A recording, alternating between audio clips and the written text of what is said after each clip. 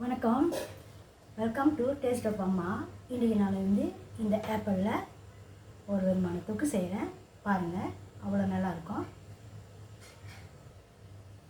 இந்த ஆப்பிள் இதை தோல் செய்கிட்டு இந்த மாதிரி சின்ன சின்னதாக வெட்டிக்குங்க. இப்படி சின்ன சின்னதாக வெட்டி வச்சுக்கணும்.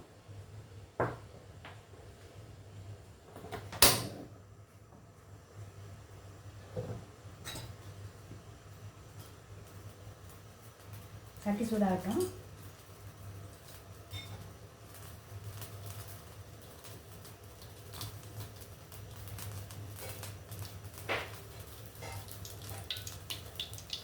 இதுக்கு தாராளமாக 2 கரண்டி எண்ணெய் ஊற்றலாம்.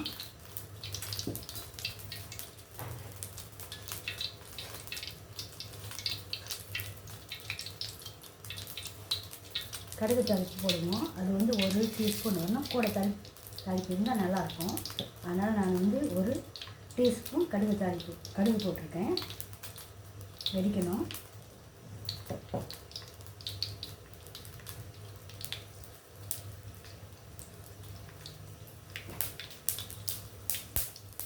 கடுகு வெடிக்குது. இப்போ ஒரு 1/2 டீஸ்பூன் பெருஞ்சீரகம், சின்ன ஜீரகம் 1/2 ஸ்பூன் இதில் சேர்த்துக்கிறேன்.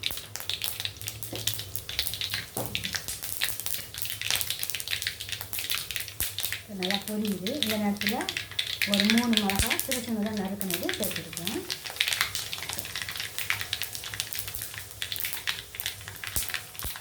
பொரிஞ்சிடுச்சு. இப்போ இந்த ஆப்பிளை அதை சேர்த்துக்கலாம்.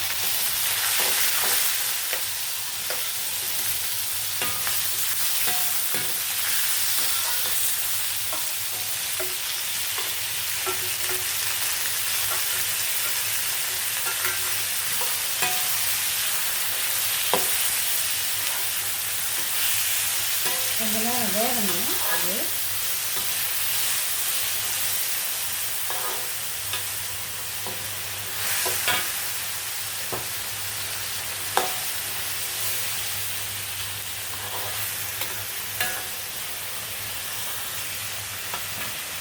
இதில் நான் மறந்துட்டேன்.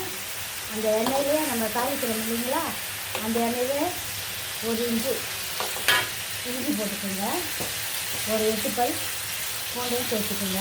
அதெல்லாம் எண்ணெயிலே வதக்கிடணும். நான் மறந்துட்டேன்.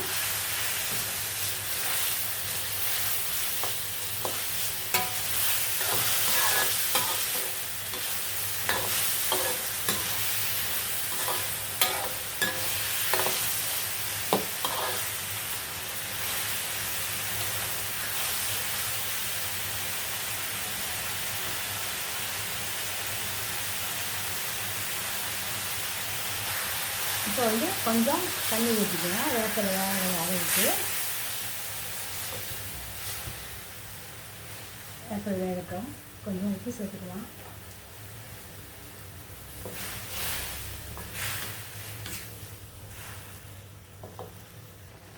இப்போ நம்ம ஒரு 2 ஸ்பூன் வரமிளகாய் சேர்த்துக்கலாம்.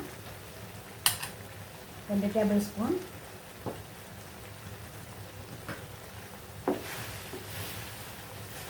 நல்லா வேகட்டும்.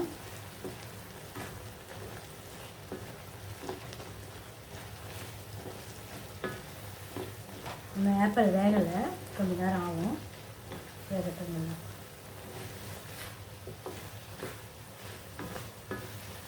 கொஞ்சம் லேசாக தண்ணி சேர்த்துக்குவோம். வேகணும்.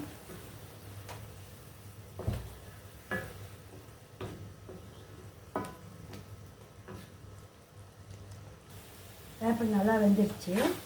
இந்த மாதிரி இருந்தால் கூட பரவாயில்ல, நம்ம குழஞ்சாலும் பரவாயில்ல, இப்படி இருந்தாலும் பரவாயில்ல, நல்லாயிருக்கும். நமக்கு ஸ்பூன் கருப்பு சீனி சேர்த்துக்கிறேன். இதில் எந்த சீனி 2 ஸ்பூன் சேர்த்துருக்கேன். உங்களுக்கு எது பிடிக்குமோ அந்த சீனியை நீங்கள் சேர்த்துக்கலாம். இந்த சீனி தான் சேர்க்கணும்னு அவசியம் இல்லை, எல்லா சீனியும் சேர்த்துக்கலாம். இந்த தொக்கு நீங்கள் எல்லாத்துக்கும் பிரியாணிக்கு சேர்த்துக்கலாம், சாம்பாருக்கு சேர்த்துக்கலாம், எல்லாத்துக்குமே இது சாப்பிடலாம். எந்த விதம் நல்லா இருக்கும் சாப்பிட்றதுக்கு. செஞ்சு ட்ரை பண்ணி பாருங்கள்.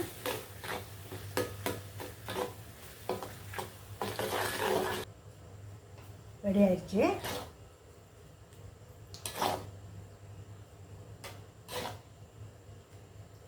க்ரீன் ஆப்பிள் தொக்கு.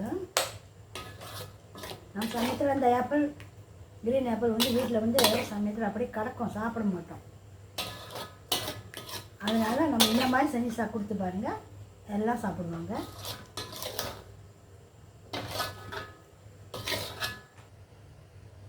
க்ரீன் ஆப்பிள் தொக்கு ரெடி ஆயிடுச்சு.